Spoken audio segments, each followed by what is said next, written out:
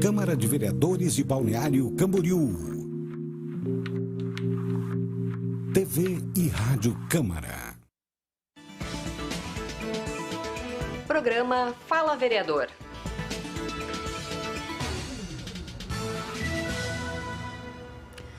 Olá, muito boa tarde. Aqui começa mais um programa Fala Vereador na TV e Rádio Câmara. E nesse momento nós recebemos aqui no estúdio o vereador André Meirinho. Ele que tem novidades bem interessantes para contar aí no âmbito pessoal. E é claro que a gente já começa falando da chegada do Adam. Bem-vindo. Boa tarde, Ellen. Boa tarde a todos os ouvintes da Rádio Câmara conectada com você, 101.5. É um prazer a gente voltar a conversar, né? Mais um ano legislativo, falar para toda a comunidade e contar, de fato, um aspecto pessoal, mas diria o maior projeto da minha vida, não poderia ser diferente, é o nascimento do meu filho e da Fran, o Adam, então, que nasceu há 10 dias, nasceu no dia 13 de fevereiro, então algo que a gente vinha planejando há muito tempo. O nosso casamento aí, na igreja foi há cerca de um ano, e então agora o Adam está conosco e com uma grande emoção, e tudo vai sendo ressignificado, né? Então, muito felizes e agora, então, um dia de cada vez, o aprendizado, tanto do Adam quanto dos pais do Adam, né? Ouvindo muito as pessoas, diferentes opiniões e vendo a realidade dia a dia, né, de um sonho da nossa vida, e agora, então, de um descendente da família Meirinho. Pois é, e por falar de descendente da família Meirinho, vale relembrar aí do seu parentesco ilustre, de um dos pioneiros aqui de Balneário Camboriú. Conta para o pessoal mais novo que ainda não conhece essa história. Ellen, bom, a nossa família está ligada, de certa forma, aos princípios de Balneário Camboriú, porque o meu tio-avô, tio do meu pai, Gilberto Américo Meirinho, foi vereador ainda em Camboriú, aí no final da década de 50, e na época ele apresentou o projeto de lei em Camboriú da criação do Distrito da Praia, porque Balneário, a praia, né, que viria a ser o município de Balneário Camboriú, precisava Perfeito. de mais atenção, ter um intendente, e foi com base no projeto dele. Cerca aí de uma década depois, ele acabou sendo eleito exatamente há 50 anos, né, no ano de 72, ele foi eleito prefeito, então, de Balneário Camboriú. 50 anos já? 50 anos, foi em 1972. Isso aí o mandato foi de 73 a 77, e muito ligado a estruturas da cidade, plano viário, né, para a população que nos acompanha. Na época, por exemplo, a Avenida Atlântica ela era muito irregular, então foi feito o alargamento da calçada da Avenida Atlântica para que fosse possível ficar algo mais harmônico. Foi ampliada foi feita a abertura da terceira, da quarta avenida, planejado e iniciado a quinta avenida, alargada a Avenida do Estado, aberta a Estrada Costa Brava, que hoje é Interpraias. Foi feita parceria de doação da comunidade de um terreno para a criação da Citur Rodofeira, que depois virou Santur, e agora é onde está o centro de eventos. Então, muitas ações, o primeiro estudo aí para o alargamento da praia, feito na época. Então, foi uma gestão realmente marcante, preocupada com o futuro, automaticamente com o desenvolvimento sustentável da nossa cidade, né, para que ela tivesse qualidade de vida para o futuro, para quem vivia na época e para o futuro. Então, é algo que nos serve muito, né, de inspiração, de modelo, leis que estão até hoje em vigor, Código Tributário, normas de instalações, obras e edificações, continuam em vigor. Então, realmente, uma visão a longo prazo de alguém que dedicou seu tempo público para administrar e não fazer política. Então, realmente, serve como grande inspiração para todos nós.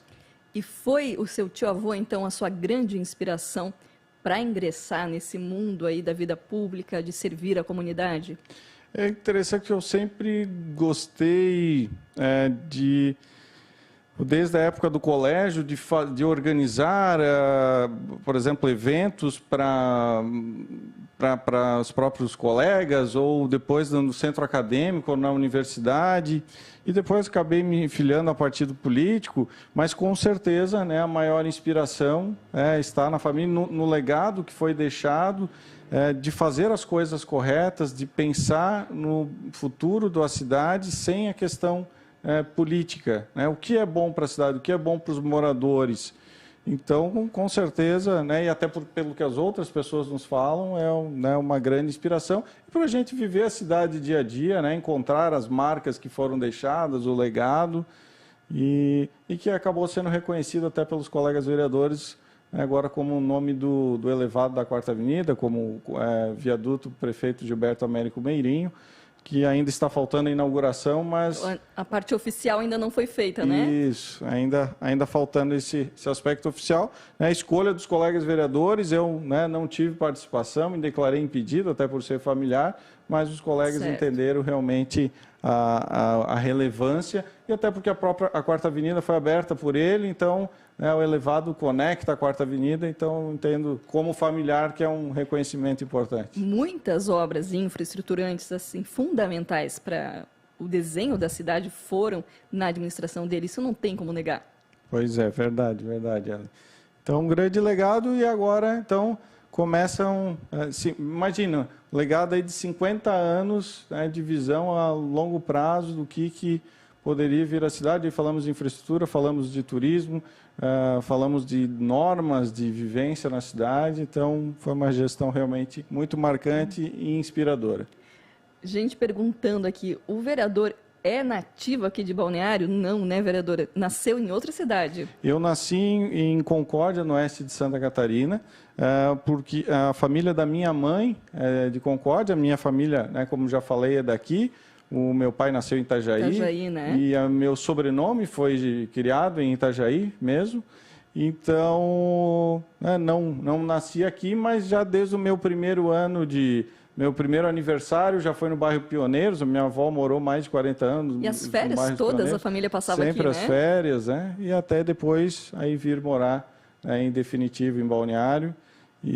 Mas, lógico, o bairro dos Pioneiros é principalmente onde a gente tem esse maior vínculo, maior identificação, vivência e muitas recordações, né, da época de infância. Pois é, mudou muito, na tua memória, Balneário do vereador Meirinho ainda criança para Balneário do vereador adulto e agora papai? Mudou muito, né?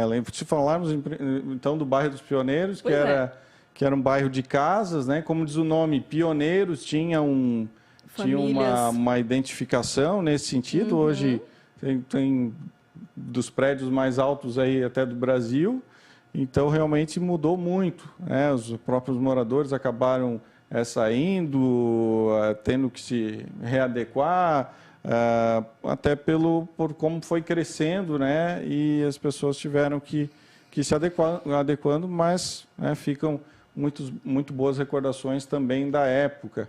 E até a rua, na esquina da Miguel Mate, onde tinha a casa da minha avó, hoje também chama, né, Rua Alípio Meirinho, que aí é o nome do meu avô especificamente. Bem interessante. Enfim, era a primeira casa de alvenaria ali do loteamento na época. E então o meu bisavô também tinha casa ali na Miguel Mate, perto da Eleutéria Caetano. Até esses dias ainda existia uma casa mais simples ali na esquina, agora também vai vir um novo prédio. Mas ficam as histórias. Vão-se as casas, chegam os prédios. Verdade. Não é? E faz parte, né, dessa nova característica urbana, uma cidade que cresce verticalmente, né? De fato foi encaminhado pela maioria da sociedade esse desenho, mas tem que se pensar na questão do equilíbrio que se buscava já, como falamos da própria gestão há 70 anos atrás, que as pessoas têm que ter qualidade de vida, né? Um dos temas é a própria questão da água. E entrar nesse assunto, porque quem acompanha a trajetória do vereador sabe, né, das suas lutas, dos seus projetos que envolvem essa temática da sustentabilidade e do recurso hídrico, que é de interesse mundial. Verdade, Ellen. Nós fizemos, então, ainda no final do mandato passado, apresentamos o projeto de lei de segurança hídrica e desenvolvimento sustentável, ou seja, para que tenha água o suficiente para diferentes usos, para abastecimento para a população, pensando na questão de despoluição, em drenagem, na gestão de riscos e desastres. Mas, então, por exemplo, nós temos que analisar que existem estudos que indicam que a partir de 2027 ou 2024 ainda pode começar a ter problemas no abastecimento se não forem feitas obras estruturantes. E aí, com esse projeto de lei que se tornou lei, nós colocamos as regras, as pautas, as prioridades. Porque, de acordo, isso é importante a população acompanhar, até porque vai ser discutido o plano diretor novamente. Existe um estudo da Secretaria do Planejamento, até levantado pelo secretário da época, Edson Kratz, que o atual plano diretor permite que a população em Balneário Camboriú chegue a 600 mil pessoas. O atual plano diretor. O atual, O atual, já as regras atuais. Uhum. Se todo mundo vier morar no que é permitido construir, chegaria a 600 mil pessoas. Considerando o entorno ainda, a região metropolitana, como fica se hoje já tem um cenário a partir de 2024 de possível falta d'água? Hoje, oficialmente, a população de Balneário Camboriú gira em torno de 150 mil, mais ou menos. 150 mil, oficial, né? Oficial. Vamos ter censo esse ano também, espero que possamos ter o censo. Mas, então, é algo preocupante, algo que precisa de gestão, de atitude. Então, entre os projetos debatidos, que a própria EMASA levantou de forma técnica, é a questão do parque inundável, que serviria tanto para abastecimento da água, para armazenar nos períodos de cheia, para evitar as enchentes e utilizar no decorrer do ano. Quem está sintonizando a rádio agora e ouviu parque inundável, sim. Só faz um parênteses explicando um pouquinho. Sim. Então, uma obra debatida que seria no município de Camboriú. Certo. Buscando equalizar dois problemas. Existem períodos de cheias que afetam principalmente Camboriú, mas também bairros de Balneário Camboriú, no período das enchentes, e que se fosse feita uma obra de contenção, uma obra como um objetivo de armazenar água nos períodos de cheia, ela serviria para depois, quando no período de seca, que fosse utilizado para abastecimento da água da cidade. Uhum. Então, uma obra estudada tecnicamente, que aí depende de investimentos públicos, de Camboriú e de Balneário, depende dessa parceria, mas é uma alternativa apontada como viável para equilibrar para os próximos anos a questão do abastecimento de água. Porque lembrando que sem água não há vida, Não adianta ter prédios de milhões, por exemplo, na Avenida Atlântica, se não tiver água. Então, é algo que precisa encarar de forma muito séria. Então, esse projeto de lei tem esse norte, virou lei no mandato passado, e agora depende, de fato, da atitude do prefeito e sua equipe aí para a execução. Mas é fundamental para a continuidade da nossa cidade, que tem um grande potencial econômico, que é um atrativo para o mundo, vamos dizer, não só aqui nem no Brasil, nem na região, mas para o mundo. E agora precisa ter equilíbrio, precisa ter sustentabilidade, precisa existir no presente e no futuro. Então, é algo que precisa ser encarado de frente. Então, primeiro é regularizar a bacia do Rio Camboriú, que tecnicamente já foi analisado, antes do que outros debates de pegar a água de outras bacias hidrográficas, ou antes de dessalinização ou de reuso. A prioridade é regularizar a vazão aí do Rio Camboriú, e que é um privilégio, na verdade, o rio que atende só 2 cidades. Porém, a água fica em cerca de 10 horas apenas no rio. Então, também essa importância de poder armazenar a água no período de cheia, e esse, então, é uma alternativa que a cidade deve, a população deve encarar de forma muito séria, além da despoluição, além de outros aspectos com a água, até porque também é uma cidade turística, economicamente depende, está no seu próprio nome, é balneário, então tem que estar equilibrado todas essas questões. Para ter balneabilidade, Exatamente. Outra questão bastante debatida aí na sua trajetória é em relação à mobilidade urbana. Aí também vem à mente vários projetos, mas a gente pode enfocar, por exemplo, aquele das motos. Sim. Falar um pouquinho sobre essa questão. Bom, nós tivemos até, em relação às motos, tivemos duas ações importantes no ano passado, né? No sentido de valorizar o motociclista, né? A nossa indicação foi atendida pelo BCTran e foi implementado em frente às faixas, aos semáforos. A população pode observar que existe agora um espaço para motos, que é no objetivo de organizar melhor o trânsito, né, para que as motos já parem na frente dos semáforos. E uma outra ação que nós fizemos, muito importante, que a população nos cobra muito, envolve o trânsito, mas é relacionada à saúde da população, que muitas pessoas nos cobram da questão do barulho de escapamento, o barulho de escapamentos adulterados que com o objetivo simplesmente, né, de fazer barulho, de incomodar as pessoas. Agora com o bebê em casa, então imagina, fica lá ninando o bebê, dormiu, aí vem uma moto. Pois é. O escapamento, agora, né? Exatamente, ainda não aconteceu no meu caso, mas são muitas pessoas que Tomara colocam, que não aconteça. e que não, espero que não aconteça, até pelas ações que a Polícia Militar realizou recente, mas também pessoas idosas, próximos Tudo, de né? Animais locais de de saúde, animais de estimação, quem tem um filho autista. Enfim, é muito complicado. Casos, né? E qualquer pessoa se incomoda daquele barulho. E então foi algo que nós levamos algumas vezes à Polícia Militar e ficamos contentes aí que então foram realizadas agora já 3 ações. Está sendo uma frequência grande, a ação do trânsito sem ruído, né? A Polícia Militar tem feito blitz para identificar o que está irregular. Além disso, é uma peça quebrada, eu não entendo nada de moto. Não, aquele barulho é porque a pessoa não tem condições de consertar a moto, é isso, vereador? Não é isso não. Não é isso não. O que é aquilo? É tirar do silenciador do escapamento com o objetivo de fazer barulho mesmo. É proposital. Proposital. É proposital. Infelizmente, e nós vemos assim que, mas já algumas pessoas levantaram, mas são trabalhadores, coitado do trabalhador. A maioria dos casos que pelo menos a população nos passa, são motos muito potentes, esportivas, mais de passeio. E com o objetivo realmente de chamar atenção, enfim. E aí a cidade tem regras.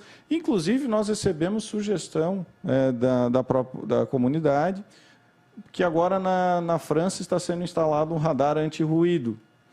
E aí, o radar anti-ruído, interessante, talvez seja uma alternativa. Mas eu pensei, radar é um tema muito polêmico, né? Por exemplo, radar de velocidade. Se eu fosse perguntar, eu acho que a metade da população não ia querer. Só vou fazer uma enquete. Fiz uma enquete nas redes sociais, no Instagram. Mais de 90% das pessoas responderam que seriam favoráveis a radares anti-ruídos. Então, imagina como está incomodando as pessoas. Encaminhamos também o BCTran, encaminhamos a Polícia Militar, a bancada federal do Progressistas, para que busque viabilizar, porque precisa de autorizações a nível nacional. Então, essa também é uma ação importante envolvendo mobilidade, lógico. Também fizemos aí reuniões públicas no ano passado com outros colegas vereadores sobre a questão da BR-101, cobramos também o transporte coletivo regional, que vieram reuniões aqui na Câmara. Então, a quantas anda esse do transporte coletivo regional ainda? Em reuniões, em tratativas, mas uma hora sai. A princípio, pelo que foi apresentado, eles acordaram já algumas questões. Entre a ANFRE até, né? Na ANFRE. Eles colocam como prazo de início em 2024. A população fica naturalmente questionando. Barulho de motos atrás de nós aqui.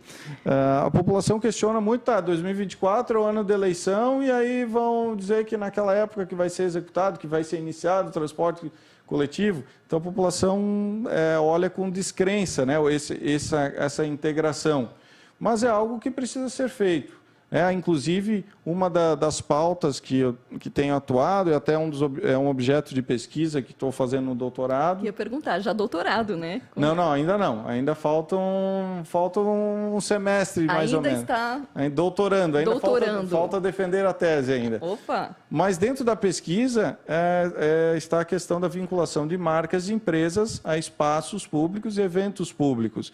E uma das possibilidades que nós deixamos abertas na lei é que, por exemplo, o nome de pontos de ônibus possam ter marcas de empresas, como identificação dos pontos, a própria viabilização do sistema, a publicidade nos ônibus, e que auxilie a viabilizar o sistema. A manutenção da estrutura, é isso? Porque é muito caro, né? Isso, e porque daí como é que é a conta? É o que a população paga,